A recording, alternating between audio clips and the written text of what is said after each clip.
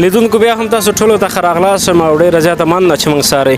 چارباغ بازار کې یو دلته ورور مې تر څنګ د بولاني پکوړې او چپس پخوي. د سره به هم خبرې کوو. سلام علیکم. السلام علیکم. خیر وروره جوړې په خیر. مننه ډېره زیاته. نوم دې هېوادوله ته ځان جمشید خیرخوا یم او د لغمان ولایت قرغې ولسوالۍ چارباغ بازار د سیمې یم. دلته صرف بولاني پوریشي او چپس او پکوړه کوو. څومره وخت کېږي چې دا بزنس دې شروع کړی؟ بس دغه کاروبار جزاک الله بس د اووه میاشتې به کېږي نو اووه میاشتې شاوخوا. دې نه مخکې دې څه شی کول؟ دې نه مخکې مې بس د ساختماني ټیکاري کوو. بس اوس کاروبار نه و، بس راځه د خپل د لاس محنت بهتره ده.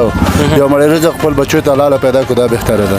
دا دې چیرې یاد کړی و دا کار؟ دا خو استادي غواړي. والله خو بس داسې وایي د هر خاوند تر شا د کورواله انشاءالله هغوی وایي راځي. ماشاءالله مونږ کورنۍ چې ده بس درنده کورنۍ ده. بس دغه کار مونږ ته زه همکاري را سره کړې وه. بس دغه کار انشاءالله شروع هم کړی ده. بس بازار دې څنګه د کاروبار؟ شکر دی الحمدلله شکر دی. بس زه یم دوه درې کسان را سره کار کوو. یو زندگی د لاین شکر دی روان دی. شاګردان هم لرې؟ او شکر دی شاګردان هم لرم او بس پیرهګر هم لرم. بس ورته پخو باسو یو مړی رزق د خپل بچو ته ګټو. شکر دی. دغه بهتره ده.